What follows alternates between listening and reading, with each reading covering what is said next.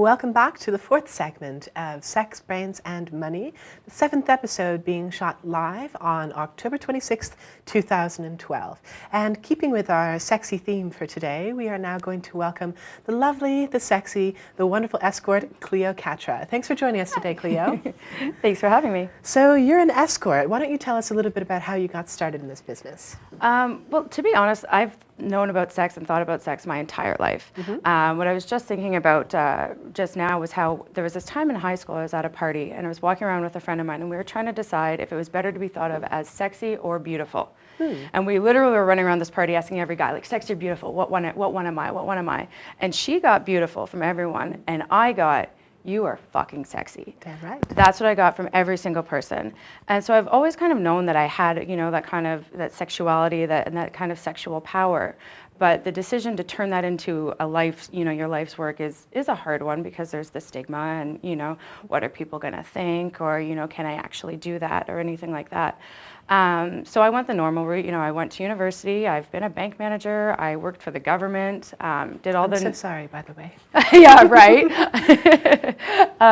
But so I went the normal route, and I was just never really happy. And it was a few years ago. I met a couple that came to town, and they came up to me and said, "You're hot. Do you want to fuck me and my girlfriend?" And I went, Wow. Yeah, actually, I do. And I spent a lot of time with them. They kind of moved into my room and I hung out with them for a while. And they'd been together for 7 years and they'd been swinging and having sex with other people the entire time. And they were so okay with that. They were so happy together and they were so happy with their own sexuality that it kind of helped me to realize, like, I don't need to be shameful about this. Like, there's nothing wrong with wanting to have a life in sex work. There's nothing wrong with that. And I asked him, you know, I'm like, would you still want to have sex with me if I was a hooker? And he said, hell yeah. So I quit the government and never looked back. Wow. So when you got started, did you start by working with an agency? Did you start as an independent? How did you go about it? I've always been independent. I did work briefly with another girl at the beginning who kind of took me under her wing and, you know, showed me the ropes and learned a lot from what she knew and learned a lot from her mistakes and went out on my own completely just a few months after that. And I've been 100% independent the entire time, just working for myself. So what is it that you like about being an independent escort? Are there things that really appeal to you in that sort of job? The biggest thing, and it touches on one thing you were talking about earlier about the ability to screen your clients, is I'm the one who does that. There's no one who just says, you know, so-and-so is going to knock on your door right now. I know who's going to knock on my door, when they're going to knock on my door, and I decide if I want to see them or not. So, you know, if there's something in the communication along the way that I don't like, that rings that bell, I don't see that person, and that's my own decision. And that's really, I think, the biggest benefit to being an independent worker. What about scheduling? Do you work like all the time, or do you sort of take? I work whenever I want to work. You know, and that's wonderful too. You know, I wanted to come here today, so I put on my calendar that I'm unavailable. You know, there's no one that I need to ask. There's nothing that I need to do. I work when I want. And if I decide, you know, if I post up that I'm going to work until 10, and then I'm like, I'm tired, or I want to go out to the movies, then I change that.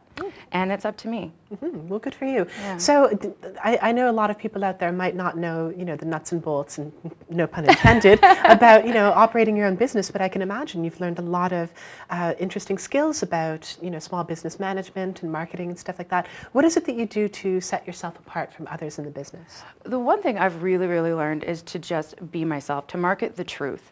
There is not one part of my marketing that gives this image that is incorrect. I have my pictures are not photoshopped. My ads are ridiculous. Like I talk about my cats. You know, I talk about myself as, you know, this kind of silly, curvy, tattooed, crazy girl, and it comes across in my ads, and it works because then when the gentlemen come to see me, they get exactly that person that they saw in the ads. They don't come to me expecting, you know, this exotic, you know, kind of, you know, going to teach me the world kind of thing. They come in and expect this girl who's going to bounce around and laugh and, you know, give them really great sex, and that's what they get. Oh, that's wonderful. And Yeah. you know what?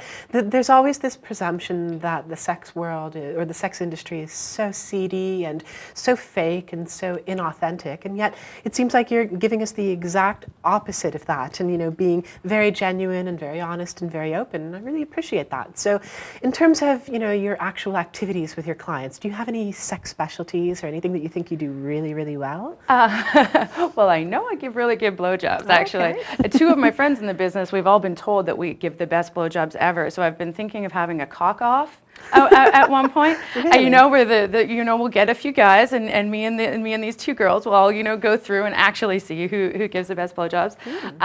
But besides that, one thing I've really had to learn in the business is to really learn to be on top. Because, they're paying you, you have to do all the work. So in my personal life, I wasn't always, the one to jump up on there, but now I've learned to, ride cowgirl, reverse cowgirl, and, really show them a good time when I'm up there. So. Damn right. Well, Yeah. no better way to do it. So let's go right back to the first thing that you talked about, which was you seeing the couple, and that was sort of your, your introduction to the world and something. Do you still see couples as a professional?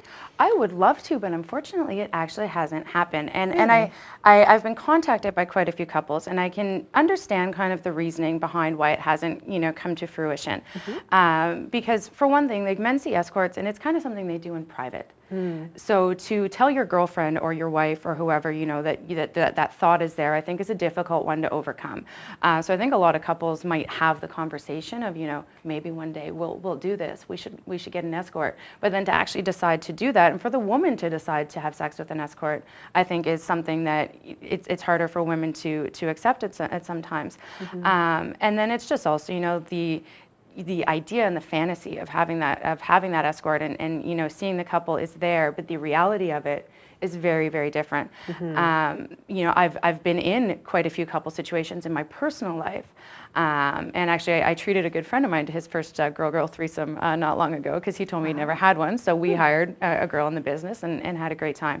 But that was different because he wasn't my boyfriend, so there wasn't any jealousy or anything like that. And that's, when you're in a couple situation, to actually see your husband, have sex with that other woman is something that might sound hot, might seem hot, but isn't necessarily there. So yeah, I get contacted all the time and I'd love to do it, but it's never actually happened. Well, you know what? We can only hope that changes at some point in the very near future. So we're going to wrap this up, but thank you so much for joining us on the show today. Thanks for I having think me. that the audience has your contact information and they know how to get in touch with you if they're interested in enjoying some time with the lovely and sexy Miss Cleo Catra. All right, so thanks again for being on the show. We're going to take a quick break and then I'm going to come back to wrap things up, and stay tuned. 2 minutes. We'll be back.